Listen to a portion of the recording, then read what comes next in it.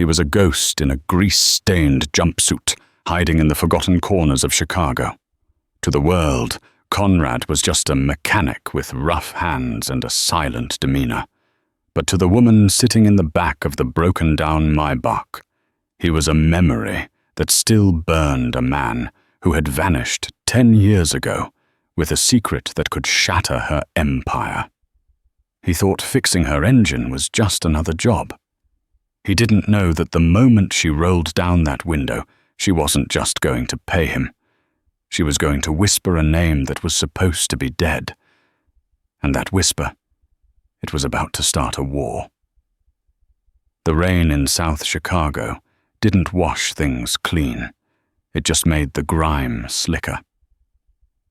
Conrad wiped his hands on a rag that was already black with oil, staring out at the deluge battering the corrugated metal roof of Miller's Auto Body. It was 8:45 p.m. The shop had officially closed 45 minutes ago, but Conrad was still there, tinkering with a beat-up 2008 Honda Civic that belonged to Mrs. Higgins. She couldn't afford the labor costs, so Conrad did it off the books, telling his boss, Old Man Miller, that he was just organizing the tools. "Daddy." The voice was small, cutting through the drumming of the rain. Conrad turned, his hard expression softening instantly.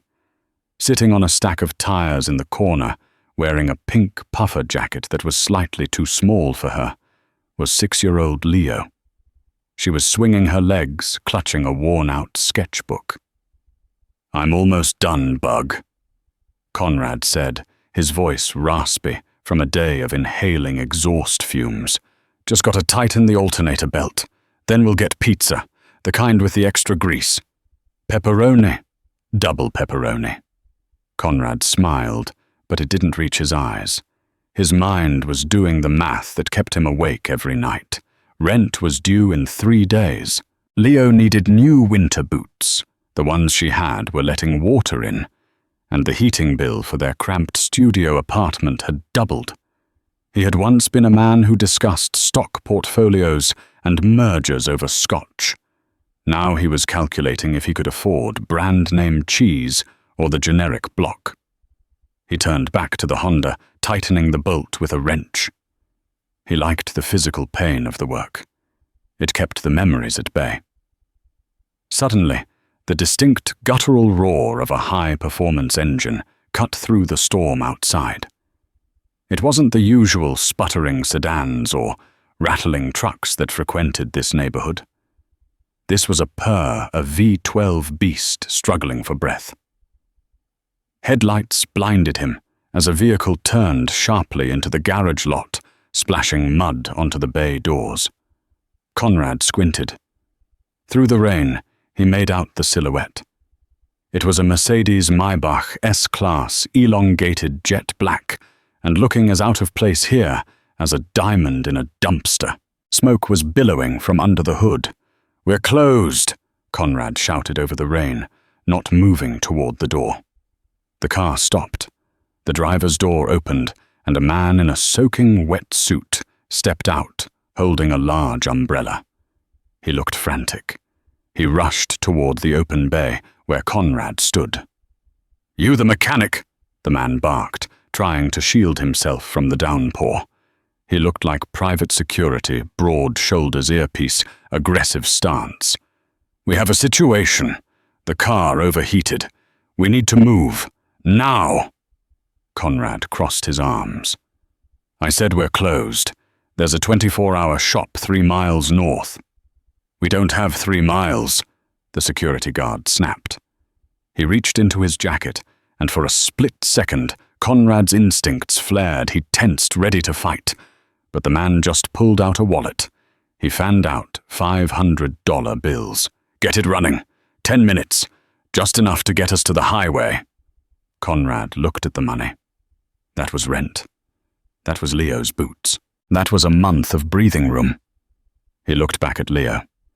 She was watching, eyes wide. "Stay there, Bug," Conrad murmured. He grabbed his toolbox and walked out into the rain. The Maybach was a fortress on wheels.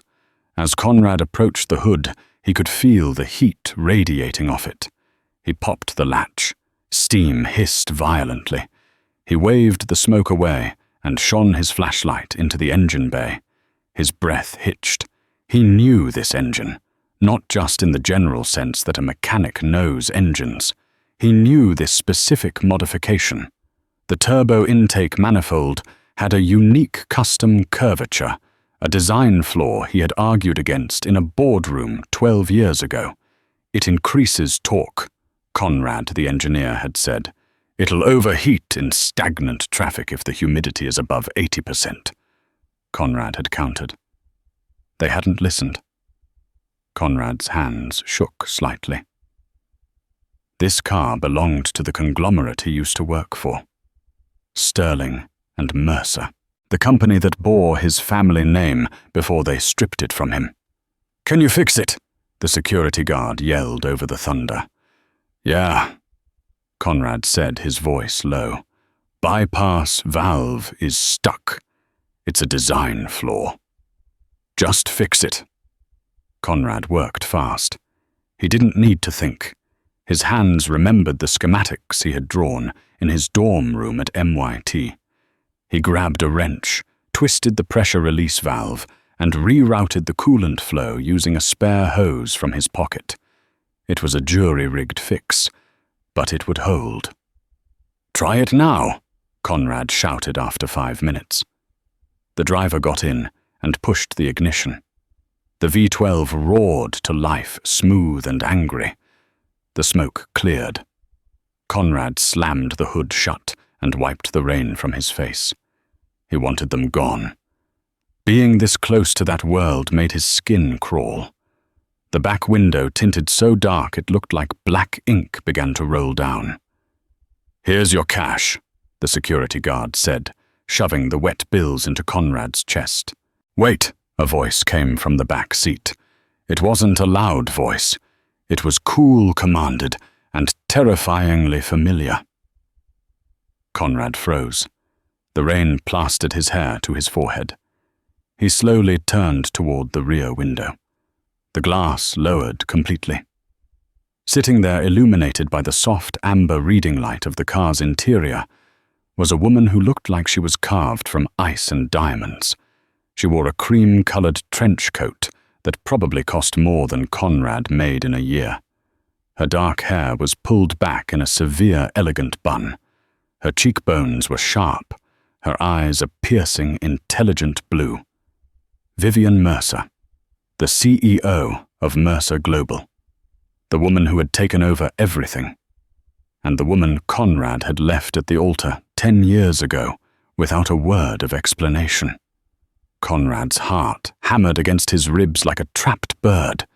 He was dirty, unshaven, wearing a mechanic's jumpsuit with his name tag ripped off. He prayed she wouldn't look at him. He prayed she would just see a grease monkey. Vivian didn't look at the car. She looked straight at him. Her gaze traveled from his oil-stained boots to his rough hands, and finally to his eyes. For a second, there was no recognition, just the haughty look of a billionaire assessing a laborer. Then her pupils dilated. Her breath hitched a tiny, almost invisible crack in her composure. She leaned forward, ignoring the rain splashing onto her expensive coat. "You fixed the intake manifold," she said.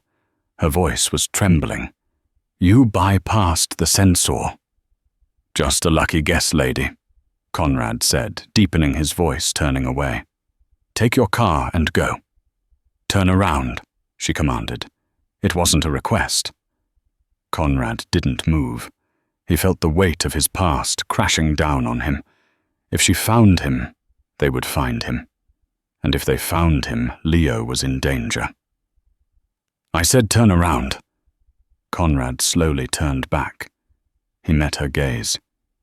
He stopped hiding. He let the years of pain and silence hang between them. Vivian's hand came up to her mouth. Tears, hot and fast, welled in her eyes. She whispered a name that the wind almost stole. "Conrad." The security guard looked confused. "Ma'am, we need to move. The paparazzi are 10 minutes behind us." Vivian ignored him. She reached out through the window, her manicured hand trembling as it hovered near Conrad's wet, dirty sleeve. "You're dead," she whispered. "The report said you died in the fire in frantic Zurich. We buried an empty casket, Conrad." "You should have kept it buried," Conrad said harshly. "Go, Vivian." "No."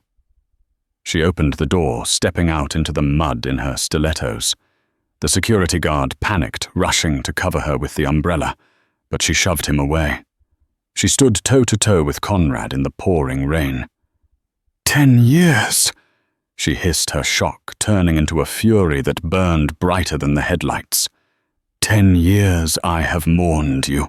10 years I fought your father's board to keep your legacy alive. And you've been here fixing radiators in a slum. I did what I had to do, Conrad said, his jaw tight. Why? She demanded, grabbing the lapels of his greasy jumpsuit. Why did you run? Why did you leave me? Because if I stayed, you would have died, Conrad said. Vivian froze. Before she could respond, a small voice piped up from the garage door. Daddy, is the lady okay? Vivian whipped her head around. She saw Leo standing there, clutching her sketchbook, looking small and frightened. Vivian looked back at Conrad, her eyes widening in realization. She looked at the child's eyes. They were grey. Conrad's grey. Daddy! Vivian repeated the word, tasting like ash in her mouth. She looked at Conrad, betrayal warring with confusion. You have a daughter. Get back inside, Leo. Conrad roared, scaring the girl. She scrambled back. Conrad grabbed Vivian's wrists and removed them from his chest. You need to leave. Now. You being here. You have no idea what you've just triggered. I'm not going anywhere, Vivian said, regaining her icy composure. She signaled to her security guard. Cancel the meeting. Get my lawyers on the phone.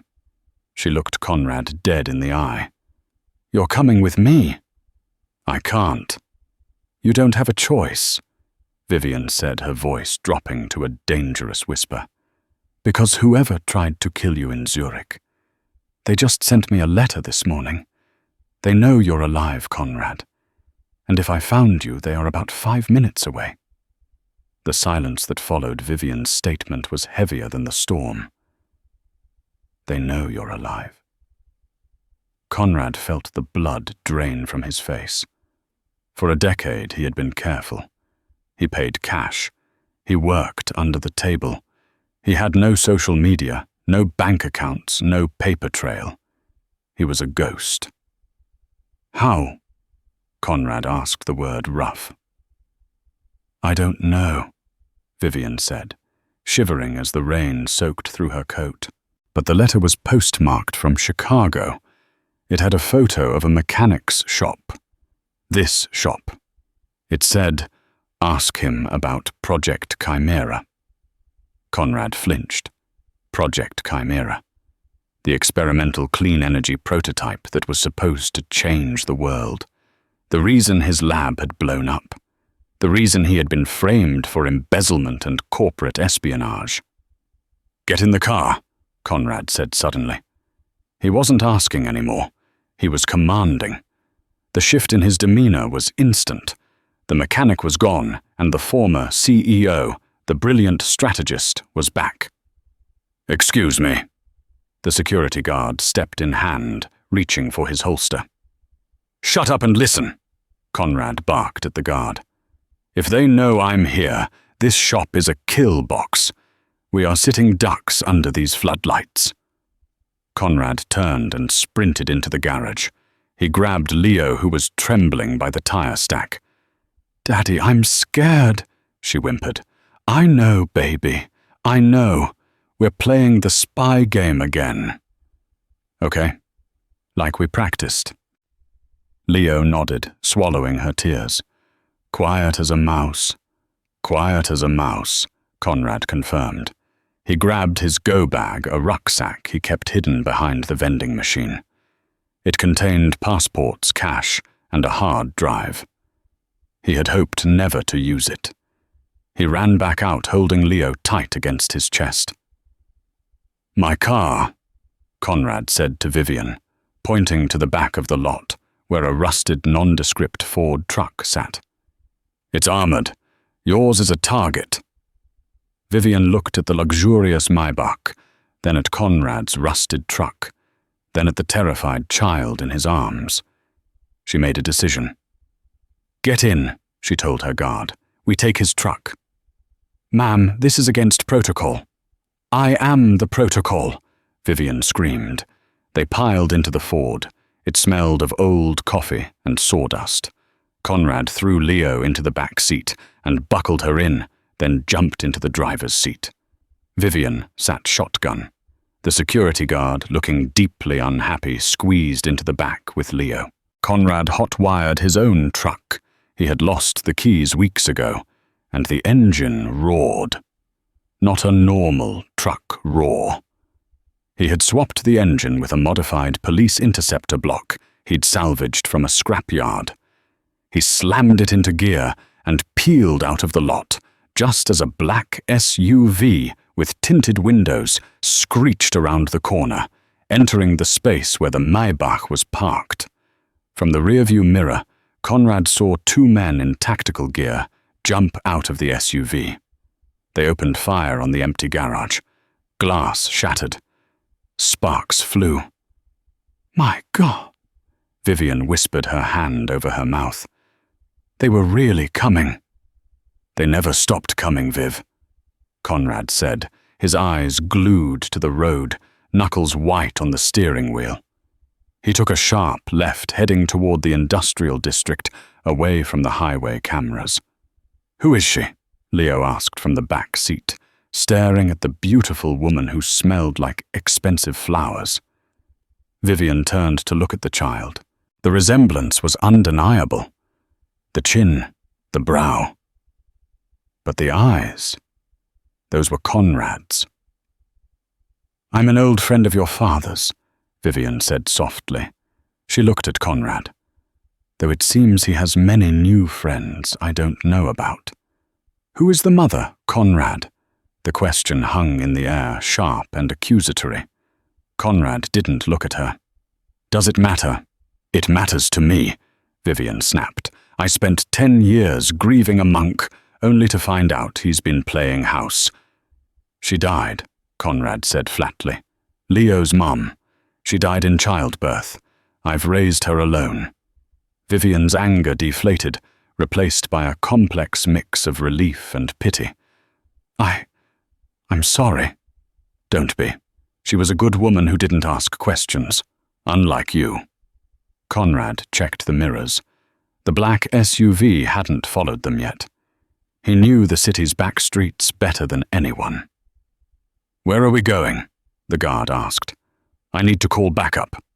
"No phones," Conrad ordered. "They're tracking the signal." That's how they found the shop. "Vivian, your phone. Throw it out." "What, it has all my—" "Throw it out or we die." Vivian gritted her teeth, rolled down the window and hurled her $2,000 smartphone into a drainage ditch. "Happy ecstatic," Conrad deadpanned. "We're going to a safe house, my father's old fishing cabin near Lake Michigan. Nobody knows about it. Not even the board." "Your father." Vivian let out a bitter laugh. "Arthur Sterling, the man who announced your death before the fire was even put out." "He knew," Conrad said. "He was the one who warned me to run." Vivian stared at him. "That's a lie. Arthur hated you. He wanted your shares. He told everyone you embezzled the Chimera funds." "Arthur played the villain to save my life," Conrad said, his voice breaking slightly. "He knew there was a mole in the company. Someone high up. Someone working for Titan Industries." Titan Industries, the rival conglomerate. The shark in the water. "If I stayed," Conrad continued, The mole would have killed me to get the encryption key for Chimera. So Arthur helped me fake the death. He sent me away. He was supposed to send for me when it was safe. Arthur died 4 years ago, Conrad, Vivian said softly. Stroke. Conrad closed his eyes for a second. I know.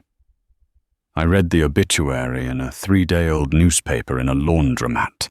That's when I knew I was stuck. No one else knew the truth. I would have believed you, Vivian whispered. I would have helped you. Conrad slammed on the brakes, pulling the truck into a dark alleyway behind a derelict warehouse. He killed the engine. He turned to her in the dark cab. The tension was electric. No, you wouldn't have, Conrad said, because the evidence pointed to you, Vivian. Vivian gasped, recoiling as if he had slapped her. What? The transfers, Conrad said. The Chimera funds. They were transferred to an offshore account in the Cayman Islands. The account was in your name. I was framed, Vivian shouted. I never stole a dime. I know that now, Conrad said. But back then I didn't know who to trust. I thought maybe you played me, that you seduced me to get the tech for your father. You bastard, she hissed, tears spilling over. I loved you. And I loved you enough to die for you, Conrad shouted back, but not enough to let you destroy my life's work. So I ran. And now, she asked, her voice trembling. Do you trust me now? Conrad looked at her. He looked at the woman who had just jumped into a rusted truck with a fugitive mechanic because he told her to. I don't know, Conrad admitted, but we're about to find out. He turned to the back seat. Leo, bug you okay? I'm hungry, Leo said, holding the security guard's hand. The guard, a man named Marcus, looked surprisingly gentle. He was letting Leo draw on his tactical watch with a marker. We'll eat soon, Conrad said. Sir, Marcus said, looking out the rear window. We have a problem. Conrad looked. At the end of the alley, a drone was hovering. It had a red optical sensor. It was scanning the license plate. They have drones, Marcus asked, terrified. Who are these people? Titan, Conrad said, restarting the engine. And they're done playing games. He gunned the engine, smashing through a wooden fence to escape the alley. Vivian, Conrad said, shifting gears rapidly. You said you got a letter today. Who delivered it? A courier, she said, bracing herself against the dashboard. A young guy on a bike. No uniform. Did he say anything? He said, Vivian frowned, searching her memory. He said, the Chimera wakes up tonight. Conrad's blood ran cold. What does that mean? Vivian asked. Project Chimera, Conrad said, speeding onto the highway. It wasn't just a clean energy source. If you modify the frequency, it's a tectonic weapon. It creates earthquakes. Vivian stared at him in horror. And if they said it wakes up tonight, Conrad said, looking at the Chicago skyline in the distance, it means they finished building it, and they're going to test it. Where? Under the city, Conrad said. And I'm the only one who knows the kill code. The Ford truck rattled over the gravel path, the headlights cutting through the dense pine forest of Wisconsin. They were 3 hours north of Chicago now. The rain had turned into a wet, clinging mist. Conrad killed the lights a mile before the cabin, navigating the final stretch by memory and the faint moonlight breaking through the clouds. When the cabin finally loomed out of the darkness, a rough-hewn timber structure overlooking a black, silent lake. Vivian let out a breath she felt she'd been holding since the mechanic shop. It looks abandoned, Vivian whispered. That's the point, Conrad said. He parked the truck under the heavy canopy of an ancient oak tree to hide it from aerial view. Inside, the air was stale and freezing. Conrad moved with practiced efficiency, lighting a kerosene lamp and kneeling before the stone fireplace to stack kindling. Marcus, the security guard, stood by the window, peering through the blinds with his hand resting on his holster. Leo had fallen asleep in Conrad's arms, and he gently laid her on the dusty sofa, covering her with his jacket. Vivian hugged her trench coat tighter around herself.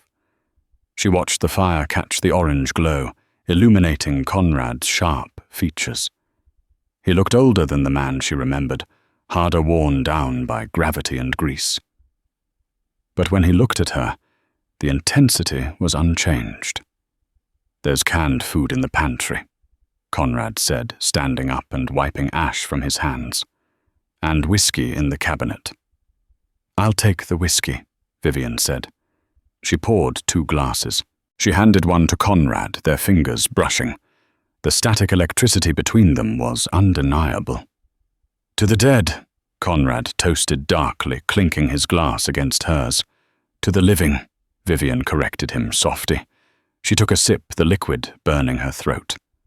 "Conrad, we need to talk, really talk, about the last 10 years. Conrad sighed, sinking into a worn leather armchair. "I told you. I was hiding." "You weren't just hiding," Vivian said, stepping closer. "You were struggling. I saw your shop. I saw your hands." She reached out and took his hand, turning it over to reveal the calluses, the scars, the permanently ingrained oil.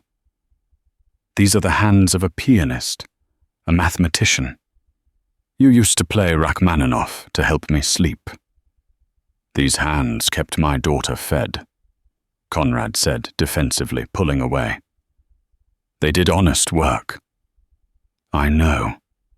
Vivian's voice softened. "And I respect that. But why didn't you reach out? Even once, when Arthur died, when I took over the company. I was drowning Conrad. The board was circling like sharks. Titan Industries was stealing our patents. I needed you." "I couldn't risk it," Conrad said, looking at the sleeping form of Leo. "Not after Leo was born. If Titan knew I was alive, they wouldn't just kill me. They'd use her as leverage." Vivian looked at the little girl. "She's beautiful, Conrad. She looks like you."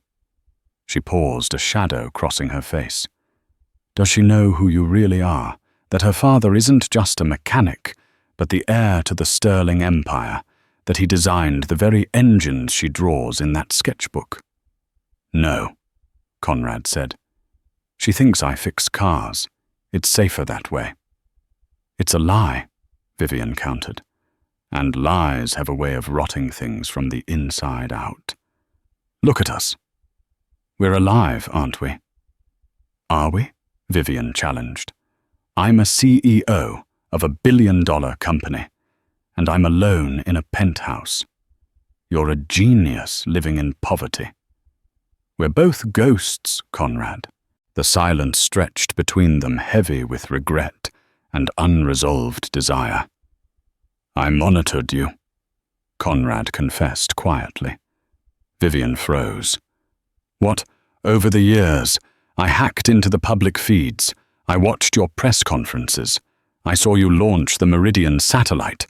I saw you fight the antitrust lawsuit." Conrad looked up at her, his eyes raw. "You were magnificent, Viv. You didn't need me. You became stronger than I ever could have been." Vivian's composure cracked. A single tear rolled down her cheek. "I did it for you. I kept the company strong because I thought, somehow, I was preserving your legacy." She dropped to her knees in front of his chair, her expensive coat pooling on the dusty floor. She placed her hands on his knees. "We can fix this, Conrad. You, me, Leo. We can take it back.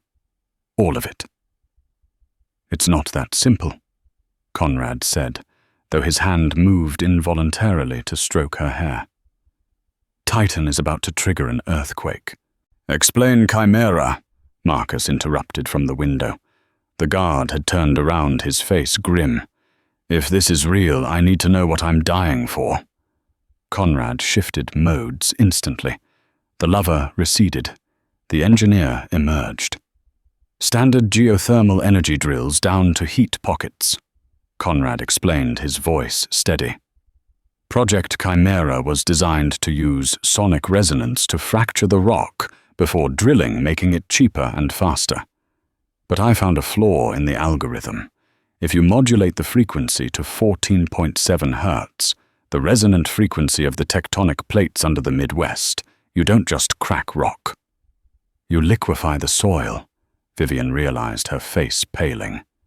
Liquefaction. Exactly. Conrad nodded. Buildings sink, foundations snap. Chicago is built on a swamp. If they trigger Chimera at full power tonight, the loop doesn't just shake. It collapses.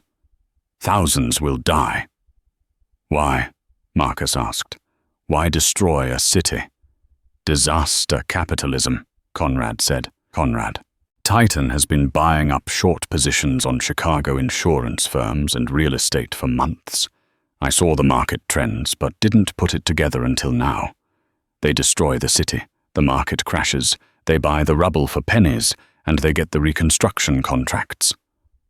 Monsters, Vivian whispered. We have to stop it, Conrad said. He stood up, energized by the problem. I have the kill code.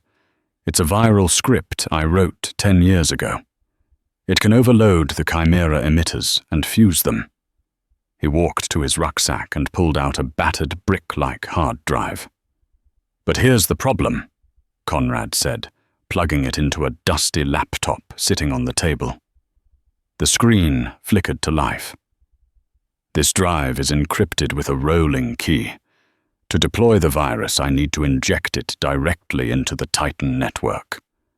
We can't get into Titan, Marcus said. Their HQ is a fortress. Biometrics thermal scanners, armed guards. We don't need to go to Titan, Conrad said, a small, dangerous smile playing on his lips. Project Chimera was originally a Mercer project. Titan stole the tech, but they're using our old infrastructure protocols. The back door I built, it's still accessible. Accessible from where?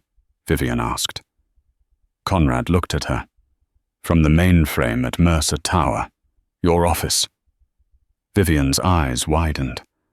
My office, Conrad, the building is crawling with security. And if there's a mole, then we walk right into the trap, Conrad said. It's the last thing they'll expect. Vivian, you're the CEO. You can walk in the front door. I'll go in the way I used to sneak out when my father locked me in the lab. The ventilation shafts? Vivian raised an eyebrow. You're 6'2" now, Conrad. You won't fit. I'll fit, Conrad said, grabbing his toolkit. I'm a mechanic. I know how to take things apart. The rain had stopped by the time they reached downtown Chicago, leaving the city slick and shimmering under the streetlights. It was 2 o'clock in the morning. The city was asleep, unaware that the ground beneath it was being primed to shatter. Mercer Tower pierced the sky, a jagged needle of glass and steel. They parked the rusted Ford 3 blocks away in a parking garage.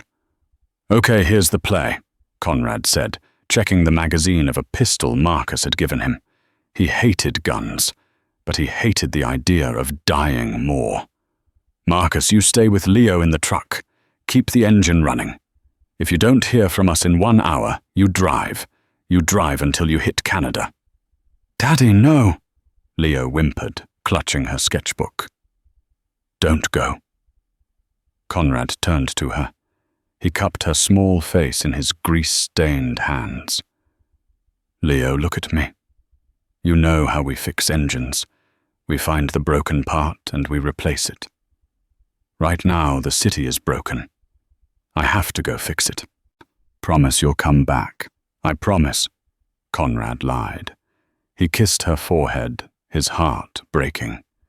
He turned to Vivian. She looked formidable.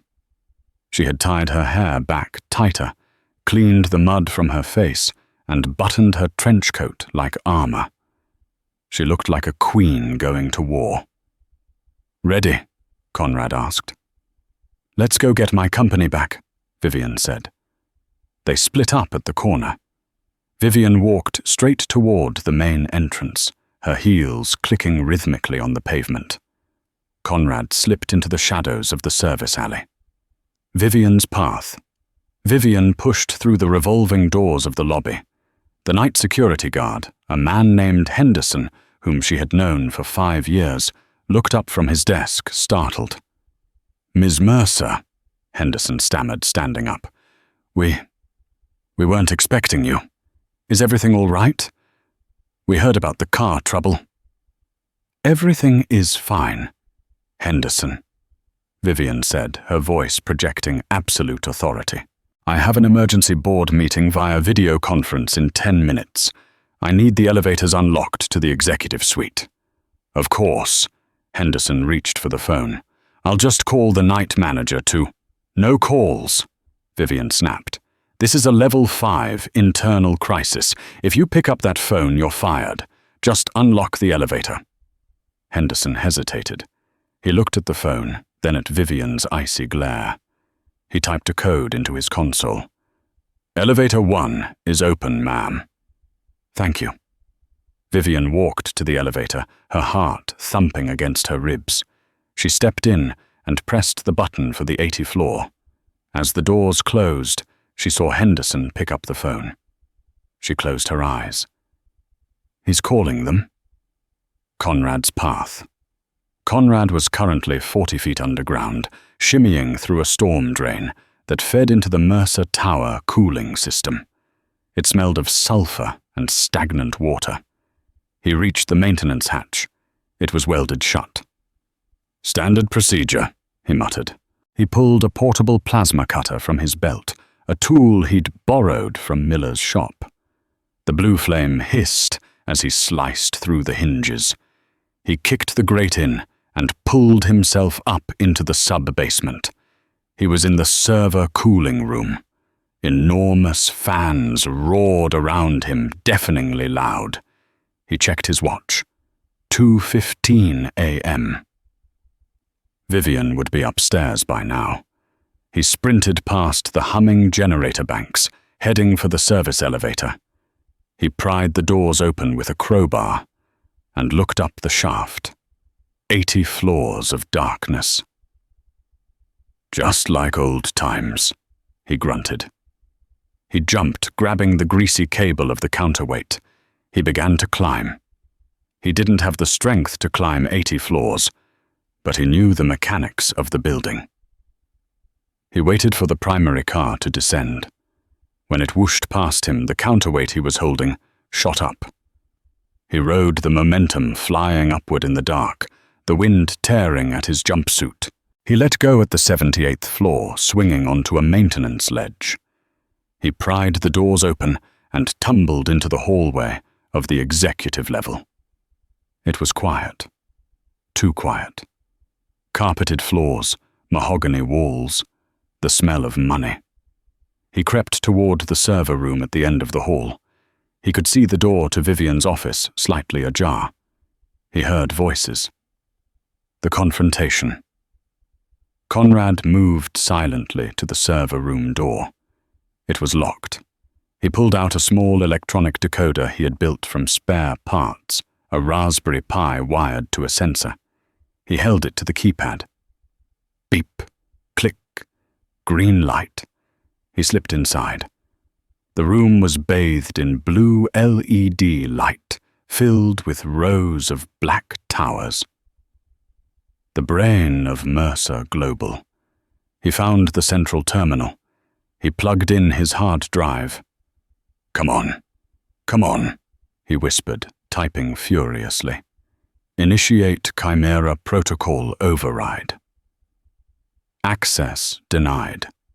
Biometric scan required. CEO level. Damn it, Conrad hissed. He needed Vivian's handprint. Suddenly the door to the server room burst open. Conrad spun around, raising his pistol. Standing in the doorway was not a guard. It was a man in a bespoke grey suit, holding a silencer-equipped pistol. He had silver hair and a smile that didn't reach his cold eyes. "Hello, Conrad," the man said smoothly. "You haven't aged a day. Still playing with toys?" Conrad recognized him instantly. Silas Grant, the chief operating officer of Mercer Global, Vivian's right-hand man.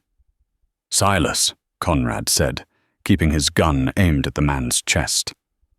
"I should have known. You were always jealous of my father." "Jealous?" Silas laughed, stepping into the room.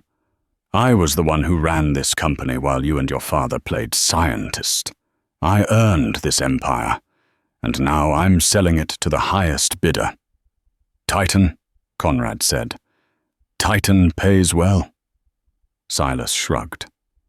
"And once the earthquake hits, the insurance payout on this building alone will make me a billionaire." "Vivian is in her office right now, by the way. My men have her. She's watching the countdown. 10 minutes until the quake." "Let her go," Conrad warned. "Or what? You'll shoot me." Silas sneered. "You're a builder, Conrad. A fixer. You're not a killer." Conrad tightened his grip on the trigger. His hands, the hands that fixed Mrs. Higgins's Honda, the hands that braided Leo's hair, were shaking. "Maybe not," Conrad said, "but I am a father." Bang! Conrad fired. He didn't aim for Silas. He aimed for the cooling pipe directly above Silas's head. The bullet punctured the pipe. A jet of supercooled liquid nitrogen blasted out, engulfing Silas in a cloud of freezing white fog. Silas screamed, dropping his gun and clutching his face as the extreme cold burned his skin. Conrad didn't hesitate. He pistol-whipped Silas, knocking him unconscious. He grabbed Silas by the collar and dragged him to the retinal scanner. "Let's see if your clearance still works," Conrad muttered. He held Silas's eye open in front of the scanner. "Access granted. COO level." "Good enough," Conrad said. He turned back to the console. The screen turned red. "Warning, seismic event initiated. T-minus 4 minutes." "I can't stop it from here," Conrad realized with horror. "The sequence is locked locally. It's being broadcast from the antenna on the roof." He needed to get to the roof. He ran out of the server room and headed for Vivian's office. Inside, 2 thugs were holding Vivian in a chair. They turned as Conrad burst in. Conrad didn't stop running.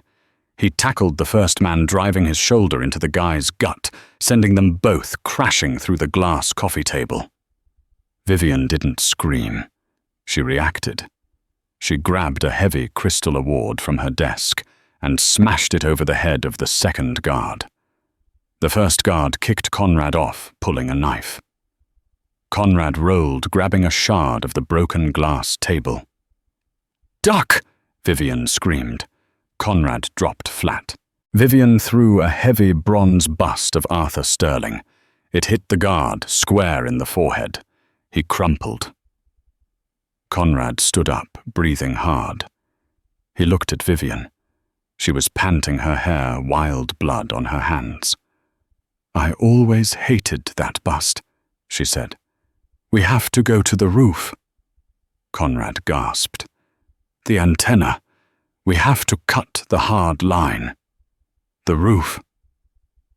Vivian looked at the window. The wind was howling outside. "Conrad, it's a hurricane out there." "If we don't, Chicago falls," Conrad said. He offered her his hand. "One last ride." Vivian took his hand. "Lead the way, mechanic." The access door to the roof slammed open, tearing off its top hinge as the wind caught it. Conrad and Vivian stumbled out onto the tar-papered surface of the Mercer Tower roof. They were 800 feet in the air.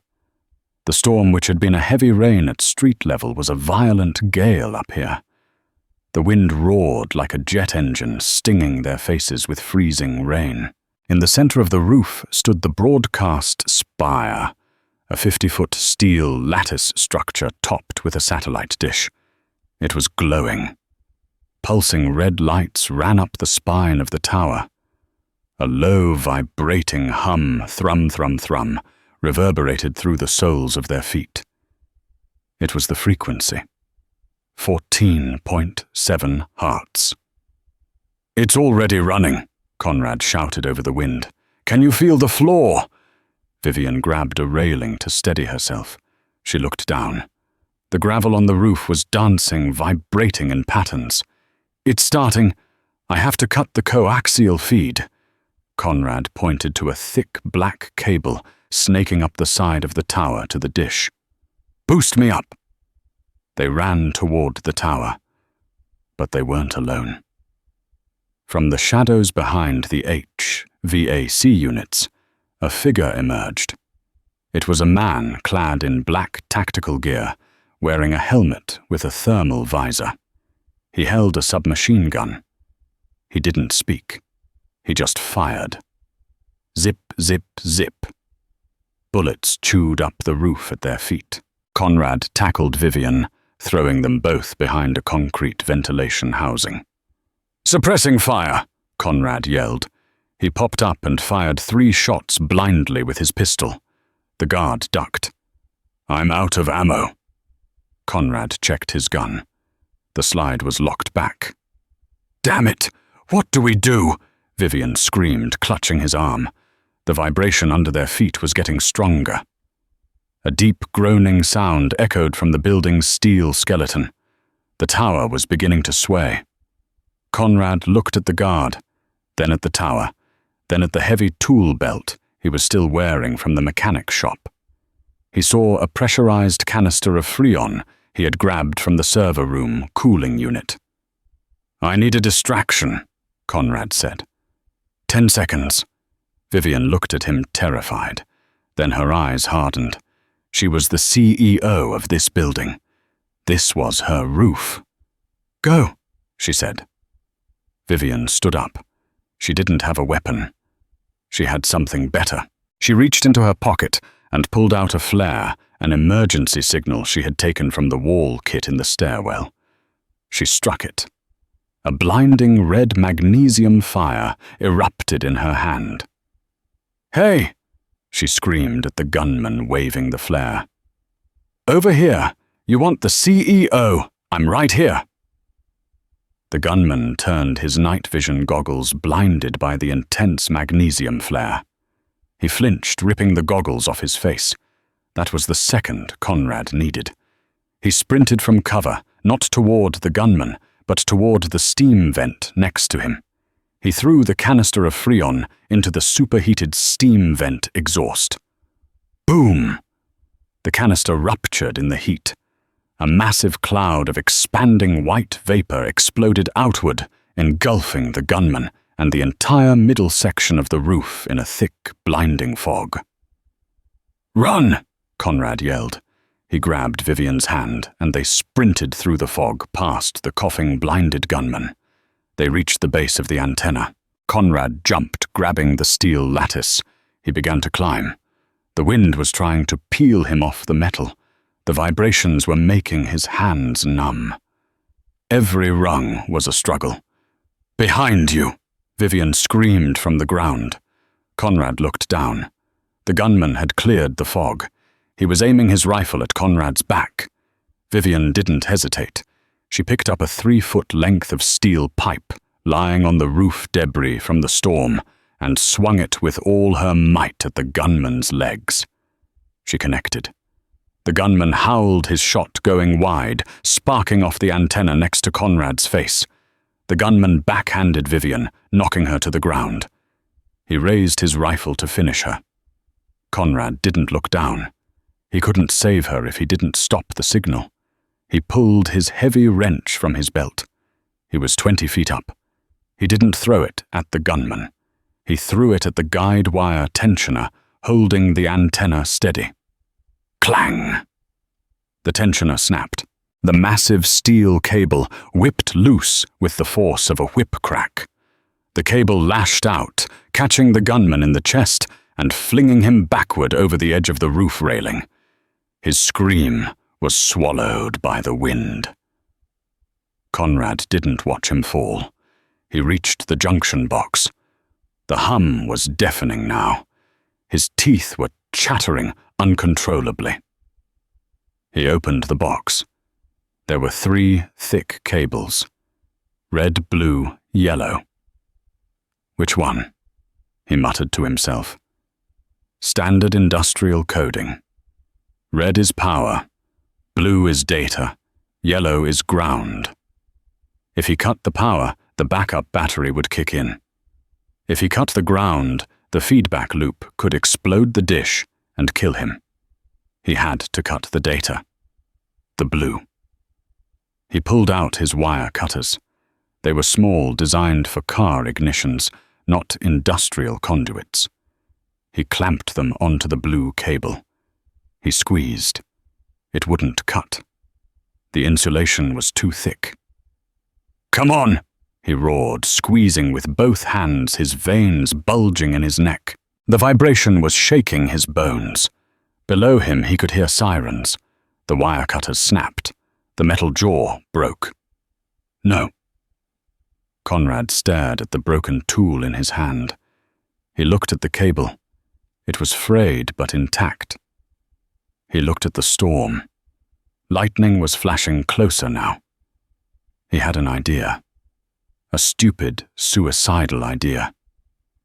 He grabbed the frayed section of the blue cable with his bare hand. He grabbed the steel lattice of the tower with his other hand. "Vivian, get back!" he screamed down at her. "Conrad, what are you doing? I'm grounding the signal."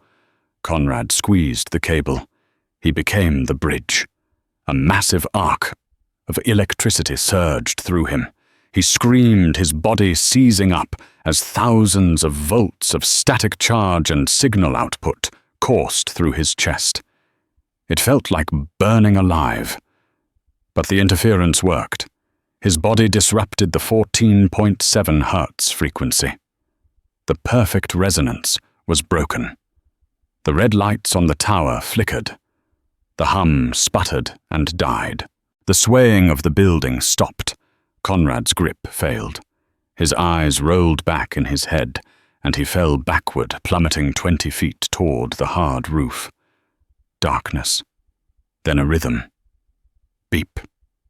Beep. Beep. The smell of antiseptic. Conrad opened his eyes.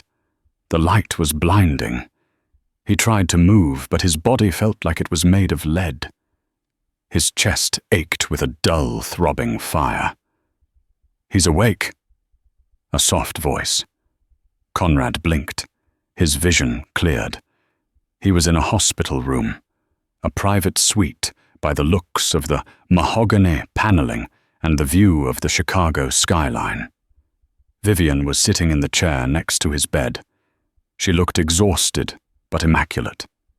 She was wearing a fresh suit, her hair perfectly styled, but her eyes were red-rimmed, and sleeping on the foot of the bed, curled up in a ball, was Leo. Leo. Conrad croaked, his throat raw. She stirred, blinked awake, and then squealed. "Daddy!"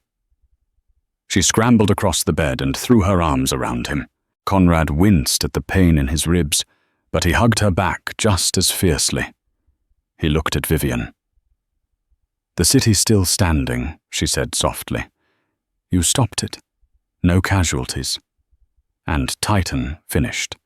The FBI raided them at dawn. The CEO is in custody." Silas's phone had everything. Conrad let out a slow breath. "What about me? I'm still a fugitive." Vivian opened the door, and a sharply dressed man stepped inside. "This is Arthur Pendleton," she said. "The best defense attorney in the state." Pendleton set a document on the bed. "In exchange for your testimony against Titan Industries, All charges from last night are dropped. Even the faked death, Conrad asked. We'll call it trauma-induced amnesia, the lawyer replied. A clean slate. When he left, Vivian sat beside Conrad and opened a small velvet box. Inside was a gold and onyx, Sterling and Mercer lapel pin. "We want you back," she said. "Chief Technology Officer. The company is yours by right." Conrad stared at the pin, then at his scarred hands.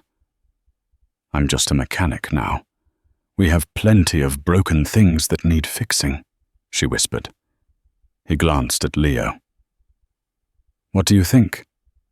"Bug. Should I go back to the tower?" "Does it have a garage?" she asked. Conrad laughed. "Yeah, a big one." "Then okay. But I get to draw on the walls." Conrad smiled at Vivian. "I have conditions, no ties ever. And Leo comes with me whenever she wants." Vivian nodded through her tears. "Done." "And 3. Conrad's voice dropped, becoming intimate. He reached out and took her hand. "We take this slow. I need to know the woman you became. And you need to know the man I am now." Vivian squeezed his hand. "I'd like that." She leaned in, and for the first time in 10 years, their lips met. It wasn't a frantic kiss like the one they might have shared in their youth. It was gentle, filled with promise and a decade of missed longing. The door opened again. "Sorry to interrupt," a gruff voice said. Marcus, the security guard, stood there. He looked battered, his arm in a sling, but he was grinning. "Boss," Marcus said to Vivian, "the press is downstairs. There's about 1,000 of them. They want to see the mystery mechanic who saved Chicago." Conrad groaned. "I hate cameras." Vivian stood up, smoothing her skirt. She offered her hand to Conrad. "Time to stop hiding Conrad Sterling," she said. Conrad looked at her hand. He looked at his daughter. He took a deep breath. He took her hand and pulled himself out of the bed. "Okay," Conrad said. "Let's go face the music." 6 months later. The grand ballroom of the Ritz-Carlton Chicago was a sea of flashing cameras, tuxedos, and designer gowns. The banner hanging above the stage read, "Mercer Global. The future is clean." Backstage, Conrad tugged at his collar. He hated ties. He had promised Vivian he would wear one for the keynote speech, but it felt like a noose compared to his grease-stained jumpsuit. "Stop fidgeting," Vivian said, appearing behind him. She looked breathtaking in a silver evening gown that shimmered like liquid mercury. She reached up and adjusted his tie with practiced ease. "You look like a billionaire Mr. Sterling." "I feel like an imposter," Conrad grumbled, though he smiled when she touched him.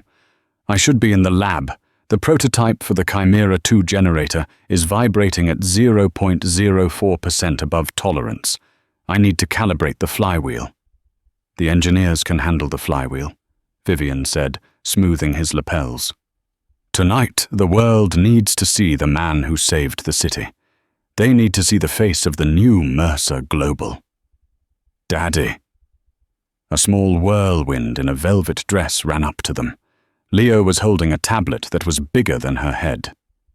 "Look!" she squealed, shoving the screen at Conrad. "I designed a robot that eats pollution." Conrad crouched down, ignoring the creak of his expensive suit knees. He looked at the drawing on the screen. It was chaotic, colorful, and brilliant.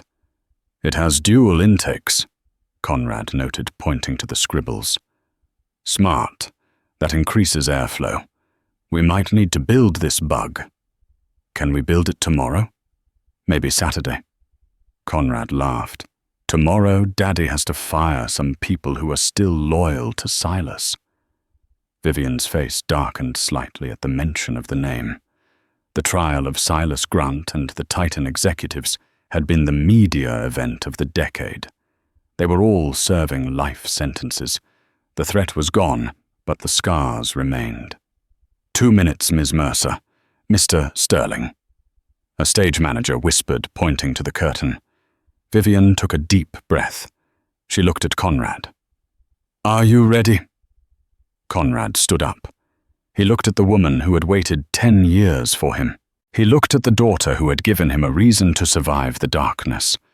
He took Vivian's hand in his left hand and Leo's small hand in his right. We do it together, Conrad said.